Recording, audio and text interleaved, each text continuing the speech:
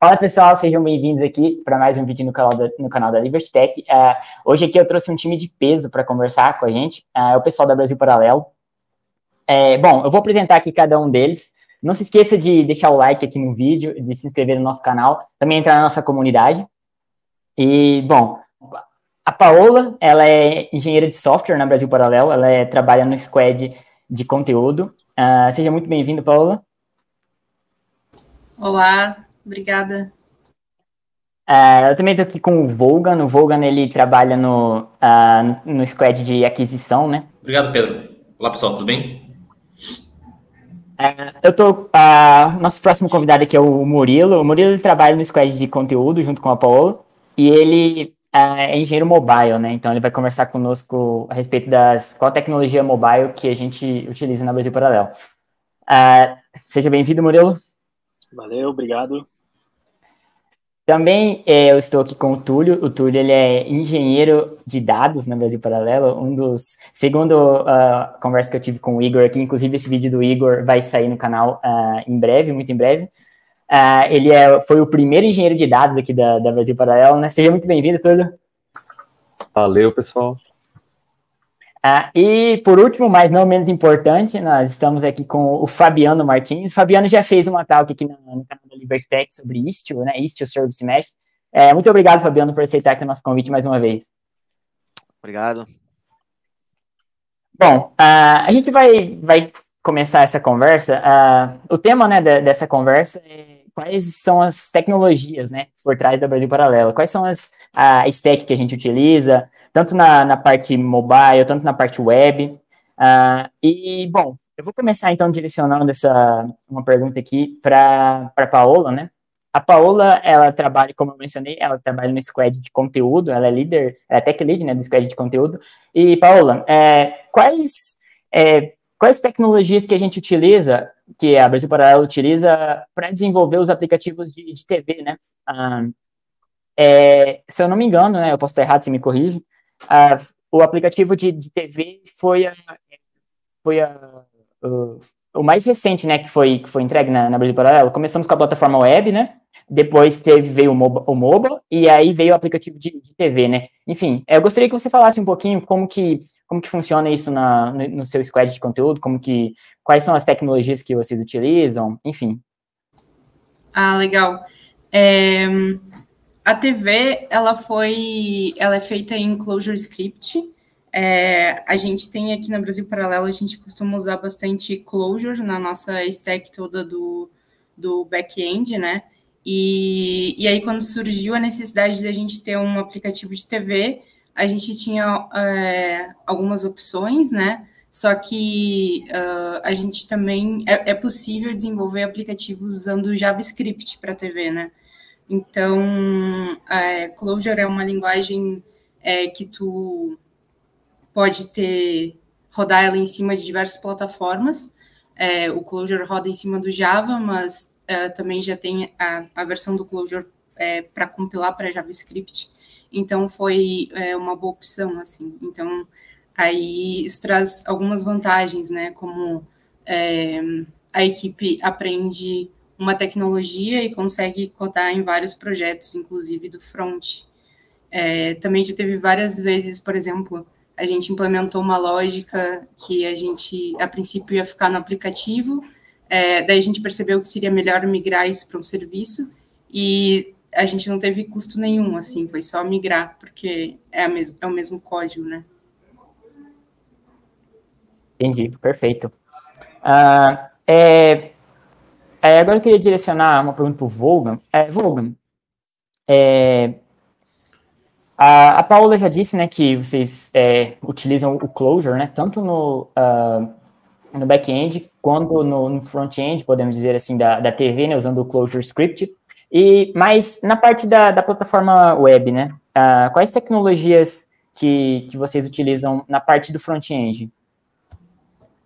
Então, na plataforma web, né, na aplicação do front-end da plataforma de membros, a gente utiliza como ferramenta principal o React, né, que é a biblioteca para escrever aplicações ricas para web, né, é uma biblioteca que já tem seus seus anos aí no mercado. E o resto são mais bibliotecas do próprio framework, ou coisas que a gente desenvolveu internamente para nos dar suporte em algumas entregas mais específicas, mas o grosso da aplicação é tudo escrito em React, né? Perfeito, entendi. E Murilo, eu não sei, eu não tenho certeza se você já estava no time, mas eu gostaria de saber que eu vi uma certa história que o aplicativo mobile da Brasil Paralelo ele foi construído num tempo bem apertado, assim, né? Vocês tinham um calendário bem apertado vocês conseguiram fazer essa entrega, né? Eu gostaria que você explicasse um pouquinho como que funciona a dinâmica da equipe mobile da Brasil Paralelo, quais tecnologias que vocês utilizam, né, antes de tudo, e enfim, se você puder explicar um pouquinho para nós. Certo. Bom, eu não fui o primeiro a entrar no time mobile, ele já estava em construção há um certo tempo, mas basicamente, assim, desde o início até o lançamento, a gente trabalhou entre 2 e 3 pessoas para desenvolvimento do aplicativo, para lançamento tanto na plataforma iOS quanto na plataforma Android. E, bom, esse é um dos requisitos, lançar nas duas plataformas, e como que a gente buscou essa solução, como que foi escolhida essa solução, foi através do Flutter. Porque o Flutter é uma maneira de escrever o código uma vez e rodar nessas duas plataformas. Existe até a possibilidade de rodar em mais plataformas hoje em dia, mas na época ele nos proveu muito bem essa solução. Ele traz uma maneira fácil de criar componentes, de escrever tela, de ver o que você está fazendo em tempo real. Então você consegue escrever ali, por exemplo, um botão e trocar a cor, já apertar e ver como é que vai ficar tanto no Android quanto no iOS, isso usando o Hot Reload dele. Então, com essas funcionalidades do Flutter, ele permitiu com que a gente trouxesse em tempo recorde assim, o desenvolvimento da aplicação da BP. Bacana. Túlio, tem uma pergunta, cara, com relação à parte de dados, né? Confesso que quando eu não tinha muita experiência, né, nessa parte de data science, de dados em específico, e na Brasil Paralelo, vocês dividem, assim, o time de dados, né? Existem os engenheiros de dados, né, os cientistas de dados e os analistas de dados, se eu não me engano, você me corrige. Eu gostaria de saber, da sua parte, você é um engenheiro de dados, né?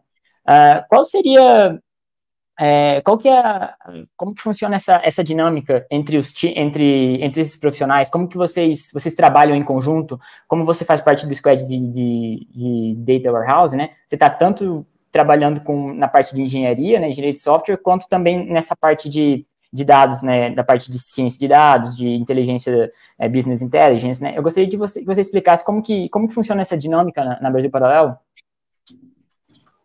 Beleza. Então, a parte de engenharia de dados, ela vai ser meio que uma ligação, igual você falou, entre a engenharia e a parte de dados mesmo, né? Então, a gente meio que constrói a base, a infraestrutura que o pessoal de dados precisa para trabalhar. Eles precisam de ter os dados ali disponíveis de uma forma fácil, de uma forma que faça sentido, eles possam analisar, possam construir dashboards. Então, a gente ali na engenharia de dados, a gente não vai trabalhar com o dado final, a gente vai trabalhar construindo esse caminho, né? Como se a gente fosse realmente um engenheiro, né? Um engenheiro civil que constrói um caminho, né? Constrói uma estrada, né? Para poder chegar. Então, a gente tem essa função e para isso a gente usa muitas das técnicas da engenharia de software. A gente constrói software, então a gente usa essas técnicas para construir essas plataformas para eles trabalharem. Perfeito. Fabiano, você é engenheiro DevOps, né? Você é líder aí do squad de DevOps. E, cara, uma pergunta aqui. Seguinte, como que funciona a questão se existe, assim, como que funciona como que vocês, por exemplo, se preparam? Porque a BP, né, é uma MediaTek, ela é uma empresa de streaming, então, assim, tem diversos lançamentos, né, durante durante o ano? Existem alguns calendários de lançamento? E existe alguma preparação pelo time de DevOps, de infra, de fornecer essa infra adequada para esse tipo de evento, assim, né? Porque com certeza ocorre um pico de acessos, né, na plataforma. E como que vocês garantem que a plataforma fique robusta, né, para aguentar essa quantidade de membros? Bom, basicamente o que a gente faz é ter indicadores, né? Temos algum monitoramento que nos dê que nos tragam métricas que a gente possa acompanhar essas métricas ao longo do tempo. E a gente, com isso, a gente constrói uma espécie de um baseline de basicamente quantas requisições por segundo cada pedaço da aplicação aguenta. E tendo essa base meio que conhecida, esse número mágico, digamos assim, conhecido, a gente faz umas programações para que a infraestrutura se multiplique à medida que o tráfego aumenta, de maneira a manter esse volume de requisições sadio de acordo com a capacidade de cada aplicação. Então, obviamente, atualmente, para dizer, enfim, para usar a palavra mais fácil, mas de um bom tempo para cá, os recursos de computação elástica existentes no mundo, eles facilitam muito a vida de um cara que trabalha numa área de DevOps hoje, né, que está com esse nome, né, mas já foi sysadmin, já foi infraestrutura, já foi tudo isso. Então, cara, antigamente você não tinha nenhum desses, não existia Amazon, não existia Google, nem Azure, nem N outros provedores de computação elástica com recursos de autoscaling, que é o mais famoso. Você não tinha nada disso, né? Então, tudo era dimensionado pelo pico. Então, o cara tinha o pico histórico dele lá, enfim, o volume de usuários, umas contas doidas lá, o cara estabelecia o próprio número mágico e fazia o dimensionamento pelo pico e deixava aquela infraestrutura durante um longo tempo ocioso. Então, basicamente, o que a gente faz baseado na experiência do time também, né? O time é um time com bastante experiência em outras aplicações que consideradas muito ocupadas, né? Chamadas de high busy websites, né? Então, que já receberam altas taxas de usuários, né? De requests, enfim, de tráfego. A gente já conhece mais ou menos onde a gente já sabe mais ou menos onde vai doer, né? Então, inicialmente já tem uma programação inicial, né, que vai dar conta desse aumento, dessa elasticidade de capacidade computacional do ambiente onde você roda as aplicações. Obviamente, isso à medida que você vai fazendo testes de estresse ou até recebendo cargas, porque às vezes você recebe carga que você não previu, nem no seu teste mais catastrófico, mais agressivo que você tentou rodar, às vezes você recebe uma solapada de tráfego e a tua aplicação ela não estava pronta. Inclusive, em determinadas ocasiões, você tem uma perda de performance exponencial. Geralmente ela é exponencial, ela nunca é linear. Chega a um determinado ponto que a tua aplicação não responde mais, ela entra num nível de ocupado, de fora da área de cobertura ou desligado, muito rápido e não se recupera. Né? É um negócio meio mágico. Então, isso pode acontecer, mas o que a gente faz é sempre o best effort. Né? A gente sempre tentando prever o futuro, que é um negócio difícil, praticamente impossível, mas é sempre tentando com o melhor esforço ali para conseguir acomodar o volume de tráfego que a gente espera. Bacana, bacana. São essas técnicas, basicamente. Certo. Paola, gostaria de direcionar outra pergunta a você. Como eu mencionei, você você faz parte do time, do squad de conteúdo, né? Eu gostaria que você explicasse um pouquinho, tanto o squad de conteúdo, não sei se você se sentia à vontade para explicar também como que são divididos, né, os squads no Brasil Paralelo? Sim, é uma boa. A gente aqui do squad de conteúdo, a gente lida com como vai ser a experiência de consumo dos membros, né, do conteúdo. Então, a gente trabalha desde do processamento das mídias que chegam, né? A gente recebe filmes de distribuidoras externas e a gente tem produção própria também dos originais, né? São os programas, os documentários, eles são feitos aqui, né? Então, a gente tem os conteúdos que chegam para a gente, para ir para a plataforma, eles são muito heterogêneos, tipo, não tem padrão. Aqui, internamente, a gente tem um padrão da produção, né? mas a gente recebe filmes de diversas distribuidoras, então isso é um desafio, né? A gente constrói sistemas para a gente conseguir botar no padrão que a gente faz o nosso streaming e botar na plataforma.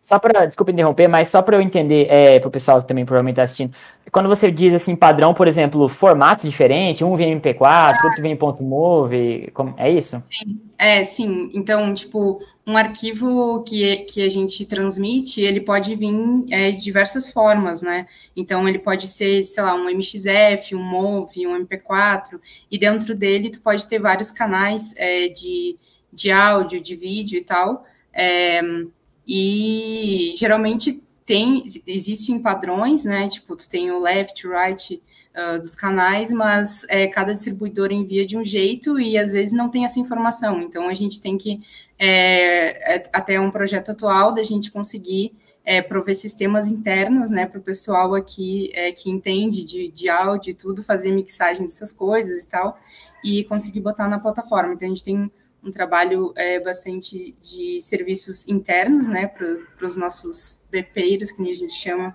usarem, mas a gente também a gente cuida de como o conteúdo ele é apresentado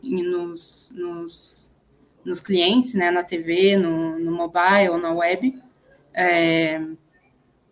e também questões de performance do player, né, tipo o player na TV tem TVs antigas que são bem complicados, assim, a gente tenta otimizar ao máximo, né, como que vai o máximo os aplicativos, né, para rodar o mais liso possível, assim. Isso também é uma frente do nosso time aqui. Daí, não sei se eu explico, tem o time do Volgan, né, que trabalha com aquisição, aí ele vai poder explicar melhor do que eu, mas basicamente desde que o cliente compra, né, antes do cliente comprar, eles mantêm o portal, né, da BP, que é o conteúdo aberto para não membros também, né, e antes do cliente comprar até ele virar membro, faz parte do time de aquisição, então também tem diversos desafios aí, e não tem ninguém aqui do time de membresia, né, mas o time de membresia faz a parte de cuidar do membro na plataforma, então gestão da conta, gestão do perfil, esse tipo de coisa. Perfeito. Bom, inclusive eu vou marcar uma talk com o pessoal do time de membresia, pessoal. Se vocês tiverem interesse em entender mais a fundo como que funciona, né, o squad de experiência do membro, então eu vou convidar esse pessoal aqui para estar aqui com a gente. Inclusive um é o Gabriel, né? O Gabriel ele já faz parte do nosso clube do livro, né? Vou chamar ele. Volgan, cara. A Paula mencionou, né, que vocês utilizam o Clojure, né? Eu queria saber, você é, na verdade, o primeiro engenheiro de software da Brasil Paralelo, né? Você é a pessoa mais antiga aqui do time, né?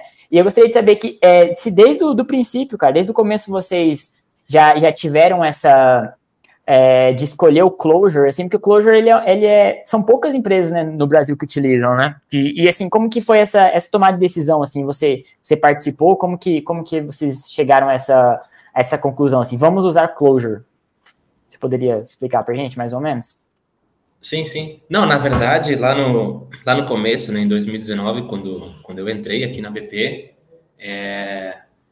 eu lembro, eu entrei bastante, até aquele cara cru, assim, né, recém-formado, saído da faculdade, primeiro emprego, aí até fiz a mudança para Porto Alegre, né, na época a BP ainda estava lá, e naquela época, na verdade, a gente, quando decidiu que precisava implementar uma nova versão da plataforma, porque a gente tinha umas versões anteriores que eu sequer fazia parte do time de tech, né, que a gente ainda não tinha essa definição de tecnologia na BP ainda, como era tudo muito em estágios iniciais, eu, na verdade, entrei para o marketing, assim, muitas pessoas não sabem disso. Né? Eu era o cara que fazia, basicamente, as landing pages, assim. Só que na mudança para São Paulo, enfim, algumas pessoas acabaram ficando, enfim, tinham suas vidas lá, ou não puderam vir, enfim. E aí, acabou que nessa mudança, pessoas com contato, assim, com tecnologia, ou da área, com formação, como for, acabou ficando só eu, né? Então, alguém tinha que, em algum momento, dar manutenção na plataforma que já existia, né? Na época, a gente tinha era um cliente, era feito com aquela Vue.js, né? Que é um outro... Um outro framework de JavaScript. É do mesmo cardápio aí de frameworks para web, tipo que nem o React. O back-end era em Node também. O padrãozinho clássico moderno, né? Para aplicações web de hoje. Você encontra bastante material. E quando eu, basicamente, né, peguei a missão de assumir a plataforma, não foi muito diferente. O que mudou foi só o cliente, que deixou de ser Vue e passou para o React, né? Que eu tive um contatozinho menor durante a graduação, me senti mais confortável. Falei, se é para fazer esse cara de novo aqui, vamos pegar algo que eu tenho um pouquinho mais de afinidade. Então, na verdade, no início, a gente usava essa stack mais utilizada hoje, assim, que tu enxerga para web, né? O Node, com um banco de dados não relacional e um React da vida no front. Aí, tendo dado certo, né, o novo, lá em 2020, tem todo... Eu não sei se o pessoal... Não é muito do contexto aqui dessa conversa, imagino eu, mas ali em 2020 a gente teve, né, o sucesso ali do lançamento do Pátria Educadora, e com isso a gente percebeu, ok, a gente precisa, realmente a área de tecnologia precisa ser uma coisa aqui da empresa, né, precisa existir e a gente precisa investir nisso. Até esse momento a área de tecnologia se resume a você, é isso? Isso, eu sequer conhecia Clojure, né? Até o próprio paradigma funcional na graduação, nos trabalhos que eu tive previamente, não tive contato, foi com a chegada do Conrad, né? Que foi quando a gente tomou a decisão que precisava de alguém mais experiente nessa área, que tivesse feito coisas maiores, assim, como o Conrad já havia feito, né? E casou muito bem com o momento que ele estava na vida dele, assim, ele topou, e a partir daí ele começou a montar o time, sugeriu o técnico ferramental que ele já havia experimentado e viu que funcionava para aplicações grandes, para plataformas que tinham uma missão ambiciosa, assim, grande. Então, ele que introduziu no time, e a partir daí a gente está tentando desfazer esse legado que eu deixei, e até hoje a gente está fazendo essa transição para o Clojure aí. Mas basicamente isso. Espero que o resumo, tentei, né, deixar bem condensado o resumo da ópera. Claro. Qualquer dúvida... Perfeito. Então, começamos com Node.js, hein? Paramos em Clojure. Legal. Bom. Agora, Murilo, cara, me corrija se eu estiver errado, né? Mas, basicamente, né, atualmente, o app da Brasil Paralelo Mobile, ele tem Android, né? Para iOS. Também tem para Android TV. Aí eu já gostaria que você me explicasse se utiliza a mesma aplicação do que vocês usam no celular Android, se usa para o Android TV também, ou se são frentes de desenvolvimento diferente. Também tem o Fire Stick, se eu não me engano, né, da Amazon, e o Chromecast também, do Google. Como que vocês lidam, cara, no time mobile, como que vocês lidam com essas diferentes frentes, né, de desenvolvimento, como que vocês gerenciam isso? Se você pudesse dar uma explicada para a gente aqui. Tá bom, certo. Bom, o desenvolvimento mobile em geral, como expliquei anteriormente, a gente iniciou fazendo para Android e iOS. E, bom, era um desejo da empresa ter no máximo de lugares, estar disponível no máximo de lugares possíveis. E nos nossos estudos foi escolhido que as próximas plataformas a serem desenvolvidas, muito por relevância do mercado brasileiro, do market share brasileiro, seriam a LG e a Samsung. Então, desenvolver para essas plataformas, que são outros sistemas operacionais. A LG tem um sistema operacional chamado WebOS e a Samsung um sistema chamado Tizen. Isso a Paola ali já explicou um pouco, mas foi feito com Clojure Script. Logo em seguida, a gente optou por lançar também para Android TV e para o Fire Stick. E daí a gente decidiu absorver isso para o mobile. Por quê? Porque Android TV e o Fire Stick são ambos dispositivos que rodam em cima do Android. Então, seria legal alguém ter um background mobile para construir essa aplicação. Como que foi feita a aplicação Android TV e Fire Stick? Basicamente, a gente criou uma camada em cima ali do que já foi feito para LG e para Samsung, só que com algumas adaptações. Devido a coisas de DRM, o DRM é para fazer a proteção de filmes de outras distribuidoras, não dava simplesmente para colocar, digamos assim, dentro de uma WebView Android e rodar os vídeos ali dentro.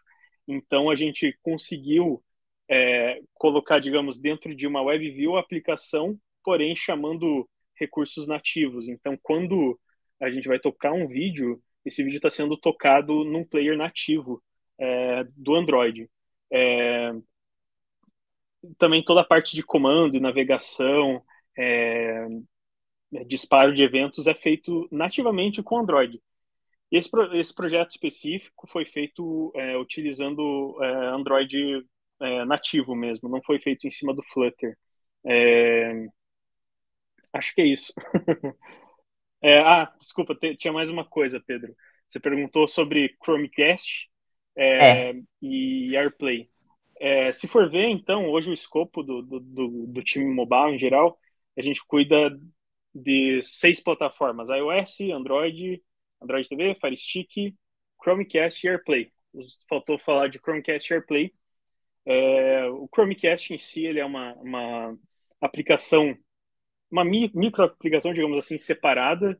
Existe uma loja separada que a gente envia um custom de um cast. Então a gente consegue, digamos, quando você conecta através do nosso aplicativo no Chromecast, colocar lá o nosso wallpaper, customizar os controles na tela, fazer uma série de coisas ali por trás. Então existe uma aplicação pequenininha, mas existe também para cast. E o AirPlay também, que daí é o protocolo de transmissão e espelhamento da Apple, que daí é feito de forma nativa e não tem nenhuma customização especial, assim. Entendi. Rapaz, então tem bastante frentes aí, bastante desafios para o time mobile, né? Sim, temos bastante coisa para mexer.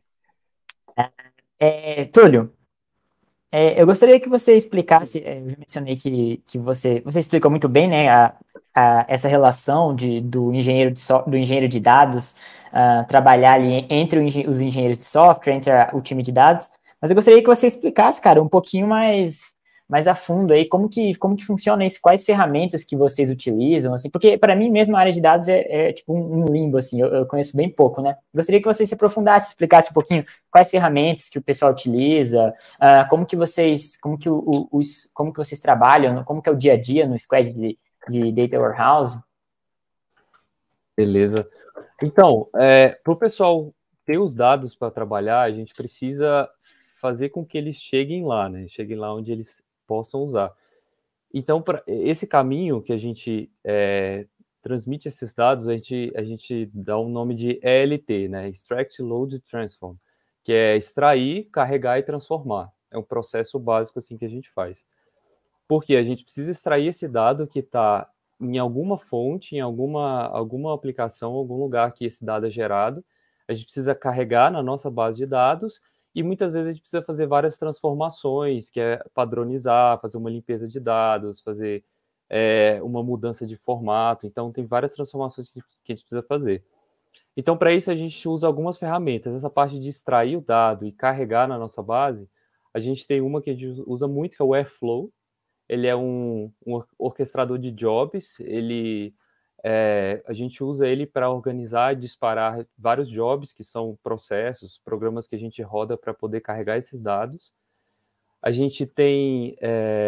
também a gente usa Cloud Functions, que são uma ferramenta da Google, que a gente permite rodar alguns programas e também fazer essa transferência de dados. E aí a gente carrega esses dados no nosso banco, e aí para transformar, a gente tem outra ferramenta que a gente usa muito, que é o dbt. É uma ferramenta onde você cria lá queries em SQL, e aí você agenda esse processamento, e aí ele transforma esses dados do jeito que você definir nessas queries, né? Então, o dia inteiro tem vários jobs nossos rodando e transformando. Por exemplo, a gente pega vários dados, joga nessa tabela, Aí aqui a gente vai transformar e carregar numa tabela mais agregada, ou calcular uma métrica específica, então a gente usa o DBT. E estamos aí experimentando ferramentas novas também, fazendo testes aí, mas basicamente o fluxo é esse. Legal. Fabiano, tem uma pergunta para você, cara, que é a seguinte. Existe alguma preocupação no time DevOps, assim, de ter alguma independência estratégica, podemos dizer assim, né? Por exemplo, aconteceu algum problema no serviço no cloud provider que vocês utilizam, de replicar para não deixar o membro ficar offline, né? Porque a gente vê, né, acontecer isso. Se não me engano, até ano passado teve um problema no próprio Facebook, que caiu, teve algum problema, né? Como que o time DevOps, ele lida com isso, né? Gostaria que você explicasse um pouquinho. Se há alguma preocupação, né, do time, como que... Sim, de fato existe essa preocupação. A gente foi um pouco mal acostumado ao longo, eu diria, da última década, aos uptimes, assim, dessas plataformas todas, muito altos, quando comparados com o que a gente tinha há mais de 10 anos atrás, dos 10 anos que eu citei, ou seja, 20 anos atrás. A gente tinha aí era muito difícil você ter times muito, muito robustos, né? Porque não tinha essa abundância de tecnologia, replicação, links baratos, como se tem hoje. Então, você não tinha essa estrutura muito espalhada, muito distribuída no nível que a gente tem hoje. Então, a gente foi um pouco mal acostumado nos últimos 10 anos com uma disponibilidade bem alta dessas plataformas, só que elas também falham. E, dado o tamanho que alguns players tomaram no mercado hoje, você vê que boa parte da internet circula por dentro de backbones e das redes desses caras, né? Desses players.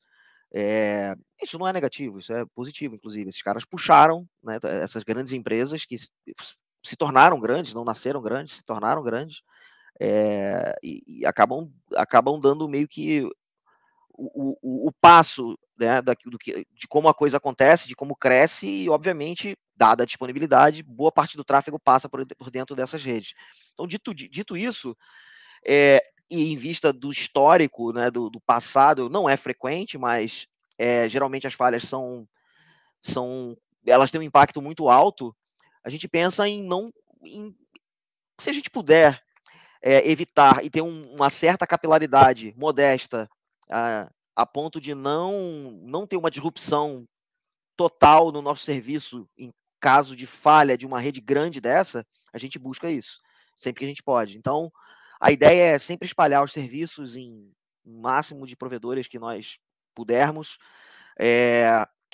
evitar com que a gente fique muito dependente de um segmento de rede específico, porque ele pode falhar. Então, a ideia é sempre distribuir o máximo que a gente puder. Obviamente, né, pegando um pouco até o que o Vogan comentou, a gente ainda tecnologicamente falando, nós somos novos, a gente não tem muito tempo de história tecnológica, então a gente tem um objetivo, temos o ótimo lá onde a gente quer chegar, e a gente está nesse caminho, né, nessa busca aí.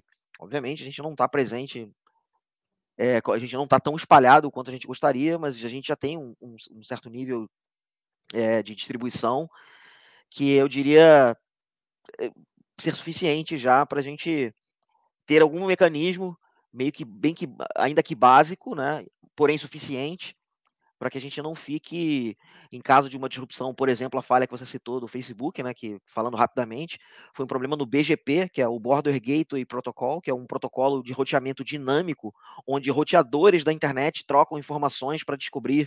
Eles se falam basicamente, tentar reduzir ao máximo aqui, eles se falam basicamente para eles trocam mutuamente informações de caminhos, ou seja, eu quero chegar no Facebook, o roteador que está mais próximo de mim, ele fala, para chegar ao Facebook, pegue este caminho. O próximo roteador vai dizer, esse cara que está vindo lá de trás, ele quer ir para o Facebook, como ele faz daqui para frente? Pegue tal caminho. E eles vão trocando essa informação no sentido de rotear, né, o tráfego para o destino desejado. Se você promove a propagação de uma rota de forma incorreta entre esses roteadores, eles começam a passar o caminho falso entre eles. Então, quando você chega num roteador desse, fala, me dá o caminho para Brasil Paralelo, por exemplo. A resposta pode ser uma resposta incorreta. Vá para o Google, por exemplo. Então, é um exemplo. Você vai para uma rota distinta, só que geralmente não é para um outro caminho que ele te direciona, né? Ele diz que o destino está inalcançável, inatingível. O que você faz, você para no meio do caminho. Foi o que aconteceu com o Facebook. Dado o tamanho dessas redes que elas tomaram, né? Dado a relevância, enfim, a quantidade de usuários, enfim, a necessidade de infraestrutura dos caras, um problema de BGP numa rede desse tamanho, dependendo do nível de problema de propagação, né, se ele afetar o core da rede, ou seja, absolutamente todas as rotas são inatingíveis, o que acontece é que boa parte da internet, uma parte significativa da internet, a ponto de gerar uma percepção do nível que foi dessa falha, acaba gerando essa percepção e derrubando boa parte da comunicação, né? Então a gente tenta fugir disso aí. Perfeito. Paola, você como tech lead aí do squad de conteúdo, né? Eu gostaria de saber como que é feito, qual que é o workflow, como que é feito o planejamento para vocês soltarem as novas versões, as novas features, né? Porque como você disse, né? Existem várias frentes, né? Tem tanto a TV, tem a TV Enclosure Script, tem o front-end da web com React, né? Como que é feito como que isso é orquestrado, né? Tá, então como é o workflow, né, da gente liberar novas funcionalidades nos aplicativos, nos sistemas, tanto o desenvolvimento, assim, a gente tem, começando pelo desenvolvimento, né, primeiro passa pelo time de produto e time de UX, então a gente sempre pensa, a gente tenta bastante pensar muito bem antes de começar a fazer alguma coisa, definir bem, definir diversos artefatos como data flow, qual vai ser o caminho do dado, qual vão ser as transformações que o dado vai sofrer, né, ao longo de todo o ciclo dele ali. Também a gente usa bastante PlantML aqui para fazer wireframes, definir contratos. Então, a gente gera diversos artefatos antes para a ideia estar bem sólida e todo mundo estar bem alinhado do que vai construir antes de começar a codar de fato, né? Aí, depois que a gente planeja isso, a gente... tem vários desafios que a gente tem, né? Os aplicativos na TV, por exemplo, que depende de aprovação da loja, né? Então, a Samsung, ela tem lá que aprovar isso, às vezes demora. O pessoal do mobile também depende das lojas. As da mobile costumam ser mais rápidas, mas mesmo assim, tu aprovar novas versões do aplicativo tem que ser uma coisa pensada, né? Porque se tu introduz um bug, é custoso a gente reverter isso e trabalhar com isso. E também a gente pensa muito assim, como que eu dependo cada vez menos de atualização na loja, né? Então, a gente usa bastante assim, já deixar a funcionalidade latente nos aplicativos e a gente consegue ativar elas remotamente ou não. Então, eu não dependo de uma nova release dos clientes para eu voltar ou eu ativar uma funcionalidade, né? E eu posso também controlar se eu vou liberar essa funcionalidade para um grupo de usuários.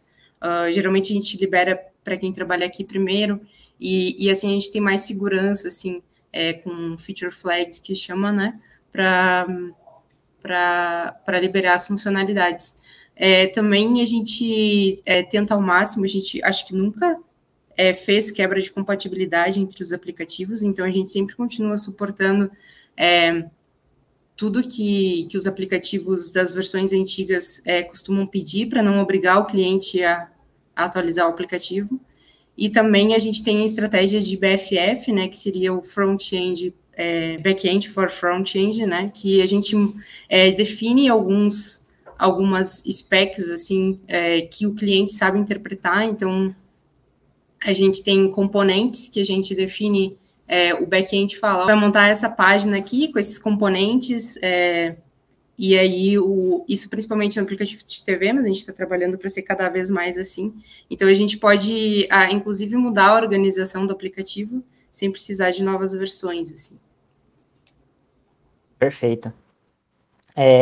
Wolfgang, você faz parte aí do time do squad de aquisição, né? E você disse que um dos papéis na verdade, a Paola, né, explicou que o squad de aquisição ele é responsável por justamente fazer esse primeiro contato, né, com o possível cliente, né?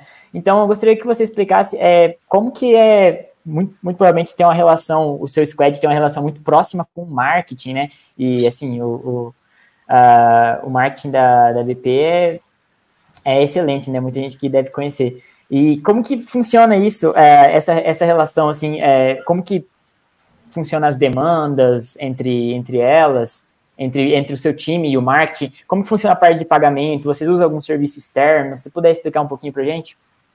Sim, perfeito.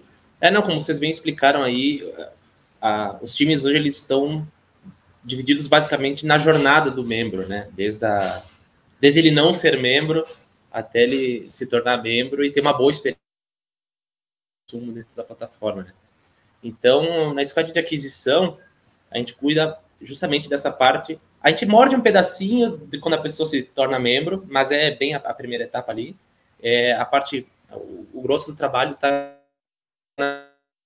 na parte anterior. Então, o portal, onde tem os artigos, tem o consumo de conteúdo aberto, integração com o time comercial, que a gente precisa dar a maior autonomia possível para que eles possam executar as atividades de contato direto com o membro para, enfim, fazer a venda da assinatura. A gente tem todo um trabalho para tornar a vida deles mais fácil e a gente provê um maior número de ferramentas para que eles possam tomar as decisões de como tem uma limitação técnica, por assim dizer, né? E a mesma coisa com o time de marketing. Bom, o pessoal conhece o time de marketing bem comercial, tem muita fama por sua eficiência de trabalho, né? Pela sua qualidade. Nosso time de marketing também precisa ter liberdade de fazer campanha de lançamento do documentário X ou promoções específicas, cartões presentes. Então, tudo isso a gente também, no time de aquisição, tem que disponibilizar o ferramental para que eles possam fazer isso da forma mais autônoma possível, né?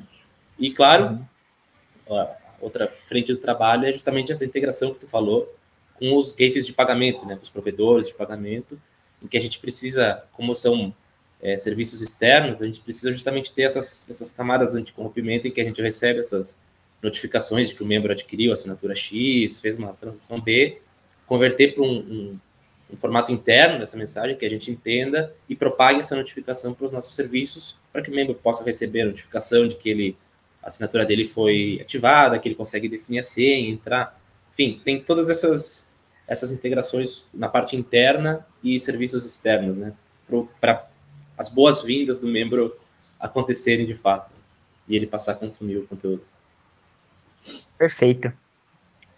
Murilo, eu gostaria de saber, você disse que não foi o primeiro, né, engenheiro mobile, mas entrou bem no comecinho, assim, do time, né? Como que foi, cara, quando vocês decidiram escolher por que utilizar o Flutter, né? Porque 2020, se eu não me engano, 2021, que começou o desenvolvimento do aplicativo, né? E nessa época o React Native, né, que também é uma ferramenta cross-platform, né? Ele também estava bastante em alta, né? Inclusive até hoje, né? O React Native ele é uma ferramenta bastante popular. Como foi essa tomada de decisão no time de vocês? Por que vocês optaram por escolher o Flutter? Bom, antes de tudo, eu acho que é legal explicar por que foi escolhido desenvolver multiplataforma. Acho que até para quem às vezes não é tão da área entender. No mundo mobile, hoje, praticamente existe só o Android e iOS, né, que dominam o mercado, principalmente o mercado brasileiro. Android sendo lá o mais disparado, e iOS com market share um pouco menor. Porém, a linha de desenvolvimento de um aplicativo para essas duas plataformas é totalmente diferente, né?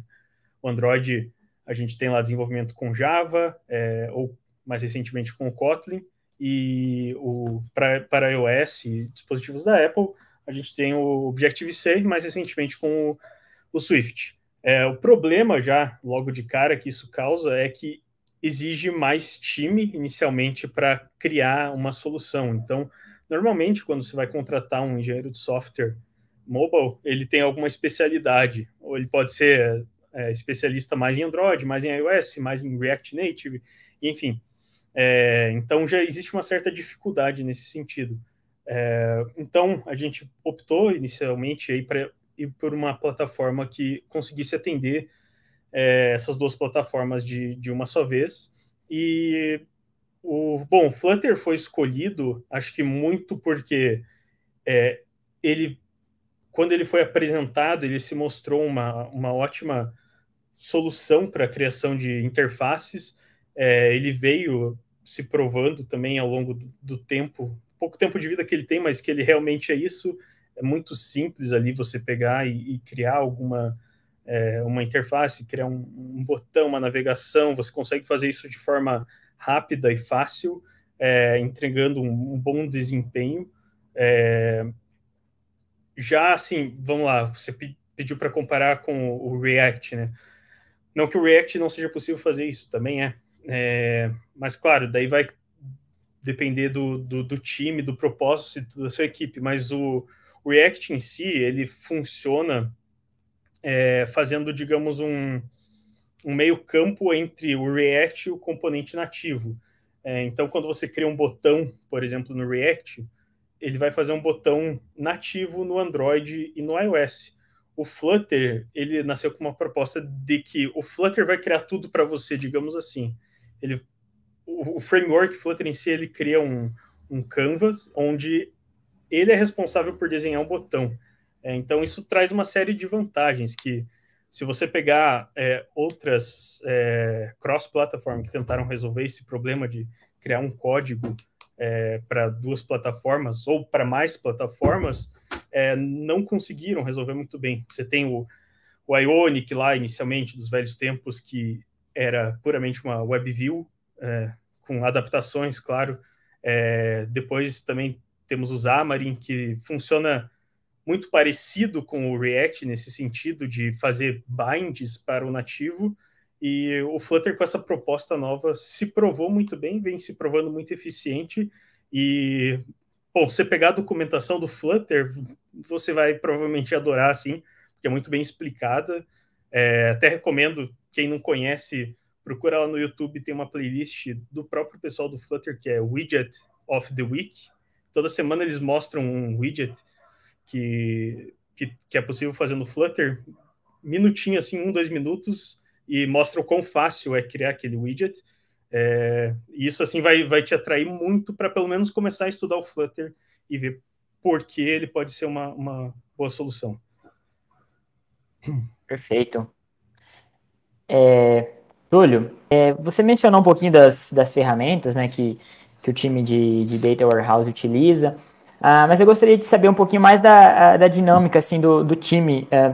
Como que... Quais habilidades, assim, que vocês consideram, assim, essenciais, assim, que você acha que seria interessante, que vocês mais valorizam, né, no caso alguém queira fazer parte do time de dados, de engenheiros de dados, né? O que você falaria para a gente?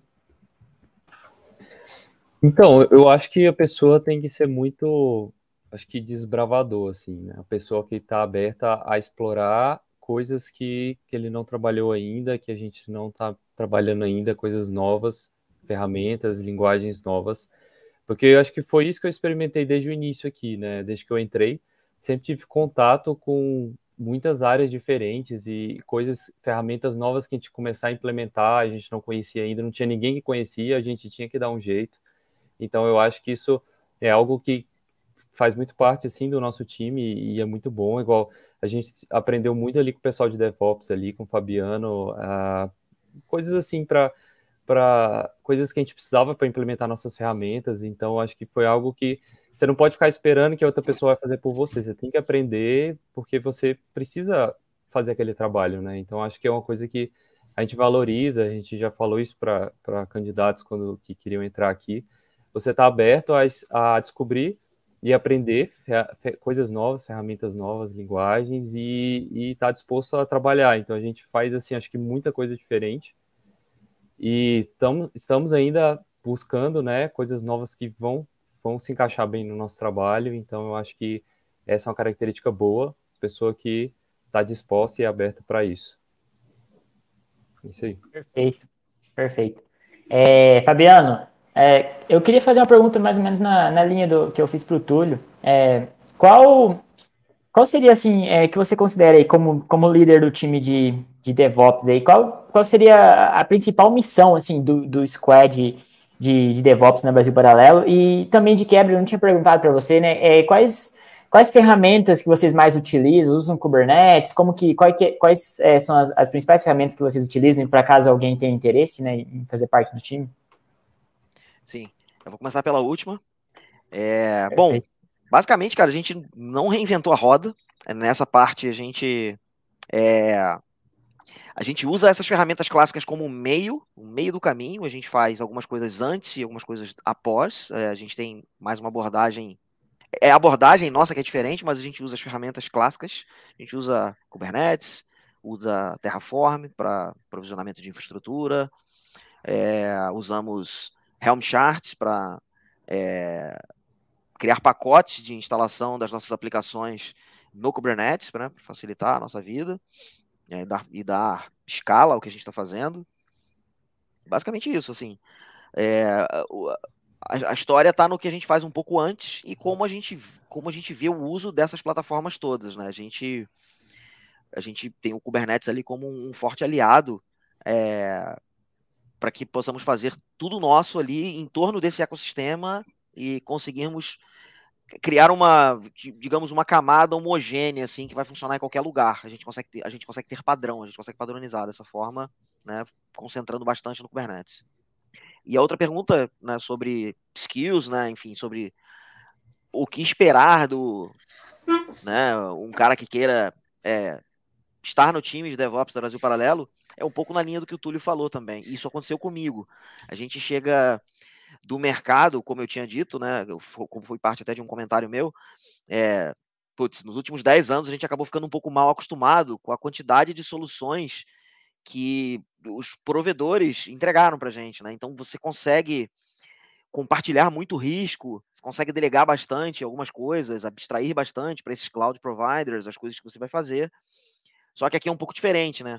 A gente tem uma pegada self-made, assim, muito forte. Então, a primeira coisa que quebrou para mim, quando eu cheguei na BP, foram as minhas certezas. Então, a gente busca realmente criar soluções muito personalizadas para os nossos objetivos e que quebrem paradigmas, né? Então, assim, qual o skill preferido, o meu, pelo menos, preferido para um cara que saiba aprender, cara. Um cara que saiba aprender e que tenha a mente aberta, como o Túlio falou. Tipo, o cara chega realmente sem certeza. E a gente tem vontade realmente de falar, cara, a resposta principal é não sei. Vejamos, vamos testar, vamos desbravar tal coisa. Essa é a ideia. Perfeito. Bom, pessoal, a gente já está encaminhando aqui para o final da nossa conversa, mas antes eu queria fazer uma última pergunta aqui que a produção fez para mim aqui, né? Me mandou aqui que pode ser interessante. Produção aí, o Faraone.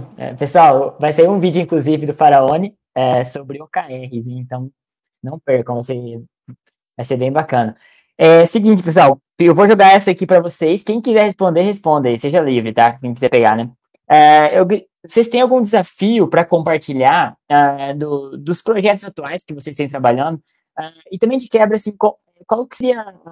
Lógico que eu posso trazer o Faraone para explicar isso melhor, né? Mas como que é a metodologia de que vocês utilizam? Vocês utilizam Kanban, Scrum? Como que... Se alguém quiser responder essa aí, eu jogo para vocês aí, quem sentir mais à vontade. Paulo, talvez? Posso responder. A gente faz projetos, geralmente de alguns menores, alguns maiores, né? A gente vê no início o que a gente chama de apetite. Então, o que tu, quanto de tempo tu quer investir para resolver aquele problema, né? E geralmente a gente avalia qual vai ser a complexidade do problema para saber se a gente vai precisar de um ou mais projetos, né? Essa metodologia se chama Shape-Up, tem um livro sobre, mas a gente faz algumas adaptações, porque, enfim, que nem diz o nosso head de engenharia, a metodologia pouco importa, na verdade a gente tem que uma coisa que a gente está se esforçando bastante agora é que nem eu tinha falado, né, para a gente pensar bem, definir bem os projetos antes de iniciar eles, para a gente saber bem o que a gente está fazendo e diminuir o risco de retrabalho, né. Então a gente tem uma fase que a gente chama de shaping, que é quando a gente ainda está descobrindo o problema. Então a gente faz também o que a gente chama de dia de rede, que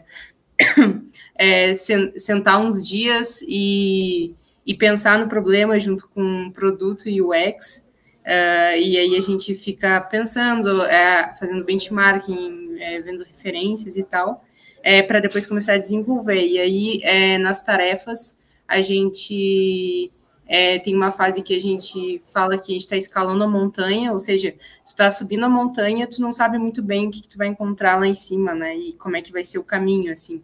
Então, tu vai criando a visibilidade do que tu tem que fazer ao longo do caminho. Depois que tu já descobriu toda a complexidade que envolve aquela tarefa, tu vai descer a montanha. Então, tu tá lá em cima, tu consegue ver o terreno à tua frente e tu também tem a gravidade te ajudando a descer. Então, geralmente, quando tu chega lá no topo da montanha, tu sabe que o caminho, bom, agora é só fazer, eu descobri o que eu tenho que fazer, agora eu só faço isso. E a gente prefere... a gente antes trabalhava bastante com Kanban, né, que a gente dividia bem os cards antes, e aí cada um, quem se liberasse antes, pegava o próximo card da lista, basicamente isso, assim. Mas a gente começou a trabalhar com essa ideia de projetos, porque acho que dá mais ownership, né? A gente consegue... então, se eu quebro uma tarefa de um projeto que ele é grande, em várias mini tarefas, e aí tu tem 10 devs pegando aleatoriamente aquelas tarefas, ficava um pouco sem unidade as coisas, então a gente foi diminuindo as equipes e fazendo a tarefa, os projetos do início ao fim, assim, né? Não sei se alguém quer complementar alguma coisa. Sim, até pegando o gancho do que tu falou, nem só de projetos novos vive uma empresa. Teve uma outra adaptaçãozinha que a gente fez também em cima disso, né? Que é ter as equipes de defesa, que a gente chama aqui, né? Porque, claro, a gente estava falando sobre a metodologia, né? Por exemplo, Shape-Up. De nada adianta um dos pontos, né? Que reforça essa ideia de que a metodologia por si só não te entrega muita coisa. Por exemplo, se tu não tivesse, sei lá, um time de produto competente como o que a gente tem aqui, para conseguir priorizar as necessidades que a empresa realmente tem antes disso entrar no fluxo da metodologia que tu utiliza, né? Então, tem algumas coisas que são mais que demandam uma resolução mais tática, assim, também é outro termo que a gente usa aqui, que são ajustes ou bugs ou dívidas técnicas, coisas que precisam ser feitas para um determinado lançamento, que não vale a pena tu ficar fazendo troca de contexto das pessoas que estão envolvidas em projetos para ir resolver esse pepino, depois voltar, porque a gente sabe que troca de contexto é cara não só em CPU, né? Para o ser humano também é muito caro armazenar contexto, recarregar tudo, voltar. Então, geralmente fica algumas pessoas alocadas e a gente vai fazendo esse revezamento, né? Então, sei lá, fica um par de pessoas no time da defesa, dando vazão para essas demandas mais táticas e permitindo com que os times que estão nos projetos via Shape-Up não tenham essas trocas de contexto e consigam ficar focadas naquele período de tempo, que é o que a Paula explicou, que é o apetite, né? Que elas fiquem focadas naquele período de tempo e, de fato, exista uma entrega, né? Esse é outra característica interessante de usar o Shape-Up, que já desde o início tu delimita o escopo de tempo ali, a duração daquele projeto, e tu pode fazer ajustes de escopo, tu pode, enfim, reduzir, modificar as coisas no caminho, mas tu vai ter certeza que naquele período as partes que tu foi moldando ao longo do projeto vão ser entregues, né? Pelo menos na pouca experiência que eu tenho com outro formato, que é essa coisa mais contínua, assim, do quadro, não tem muito essa noção, assim, de, tipo, a entrega é essa, o nosso tempo é esse, é um negócio mais ongoing, assim, então tem mais chance de se perder, se embaralhar, as pessoas se envolvem em tarefas que têm dependências de outra, a comunicação é meio chatinha também, tem esses pontos legais também do Shape-Up, né? Perfeito. Mais alguém quer complementar ou podemos nos encaminhar para o final? Deixa eu falar um pouco também da experiência, como foi no nosso squad também. A gente implementou o Shape-Up, mas aí a gente percebeu também uns problemas que a gente encontrou, que era o quê? Quando a pessoa entrava no projeto, ela ficava focada naquele projeto. E isso é bom, igual o Vaughan falou, né? Você foca para você começar e acabar aquilo, sem ter que ficar trocando com outras coisas. Mas um ponto também que foi ruim é que essa pessoa ela ficava isolada de todo o resto que acontecia naquele squad. Todos os outros projetos, os outros trabalhos estavam acontecendo. Ela meio que se isolava, mas tinha esse ponto ruim porque ela perdia esse contexto geral. Então acabava que depois que ela voltava do Shape-Up, ela meio que o mundo tinha mudado e ela não sabia, né? Tipo, a gente estava usando ferramentas novas, a gente estava fazendo outras coisas novas e ela não estava por dentro disso. E aí tinha que pegar todo o contexto para começar a trabalhar numa coisa nova. Então, é uma coisa que você tem que equilibrar bem, assim. Então, a gente estava tentando encontrar formas de equilibrar isso bem. Tipo, a pessoa está focada naquele projeto, mas de alguma forma ela tenda saber aquele contexto geral, participar das dele, saber o que o pessoal está trabalhando, o que está acontecendo, mesmo que ela não vá pegar aquele trabalho para fazer, né? Então, acho que é isso, né? A metodologia você tem que adaptar, né? Para o que dá melhor. Então, a gente está sempre pensando e discutindo o que a gente pode mudar para encaixar melhor e estamos aí buscando um formato ideal. A gente ainda tem o agravante que a nossa equipe cresceu muito, assim, em pouquíssimo tempo. Então, tipo, acho que quando eu entrei eram 8 pessoas, até menos, e hoje a gente sei lá, não sei quantos em tecnologia, mas muitas pessoas. E a gente ainda está se ajustando, né? Então, acho que a equipe aos poucos também está se entrosando, a gente está acertando o que a gente faz para comunicação, isso que o Túlio falou, né? Tentar participar das reuniões diárias com a equipe, parear também com pessoas de outras equipes também. É muito bom, assim, tu poder tem que dar valor para essa integração, né? Não dá para ficar também, eu estou num projeto, eu me soco lá na minha caverna, não olho para o exterior, assim, fazer esse esforço de se integrar com o resto da equipe. Uma coisa que é legal também, que a gente está nessa direção, é a questão a gente está com um repositório único para todos os projetos, então isso também ajuda bastante na integração, né? Se eu faço uma lib, o outro time já fica mais... já sabe disso melhor, assim, né? A gente tem um monorepo, e aí isso ajuda na integração dos times também. Tanto documentação a gente está botando lá, quanto libs, que todo mundo compartilha. Daí também a gente começa a quebrar os silos entre as equipes. Perfeito. Encaminhando aqui para o nosso final já, então. Eu gostaria que vocês deixassem um recadinho final aí para a galera, se vocês quiserem falar rede social, não sei, só dar um tchauzinho mesmo aí, e depois a gente pode encerrar, encaminhando aqui.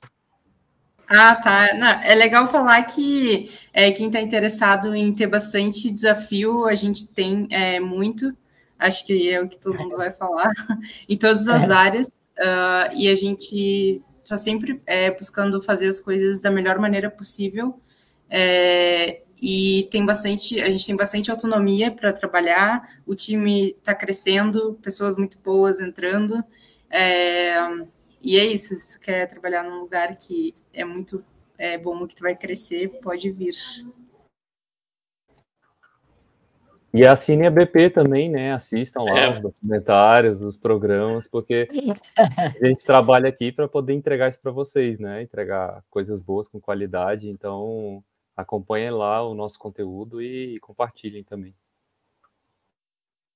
Caso não tenha ficado muito claro aqui para quem está assistindo, o cara que está aí na Liberty Tech dando bobeira, uma empresa como a nossa, né? Com uma ambição, com um sonho tão grande, no momento, como a gente destacou aqui, inicial, né, aprendendo as coisas, desbravando, caso não tenha ficado evidente, esse é o momento, talvez claro, ainda vão ter muitos outros, obviamente, mas esse é um dos momentos que provavelmente é um dos momentos mais desejáveis, assim, de entrar na empresa, né, de fazer parte da construção desse sonho que a gente está construindo aqui, né? Então, vocês podem ver que, tanto a nível de desafio técnico, quanto de ambição de missão, de objetivo, do que a gente quer construir aqui, a gente está muito bem munido dos dois, né?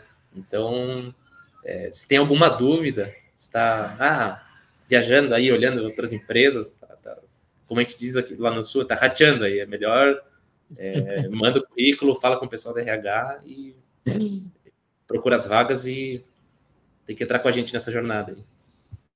Boa, pessoal. Eu vou deixar, inclusive, o link para as vagas aqui na descrição, hein, caso alguém tenha interesse. Murilo? Olha, o que eu posso falar?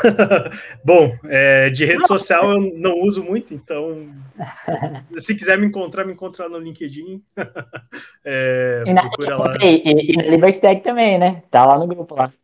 Exato. Temos o grupo da Liberty Tech, um local excelente, com discussões muito boas, então entrem lá. Canal do YouTube também.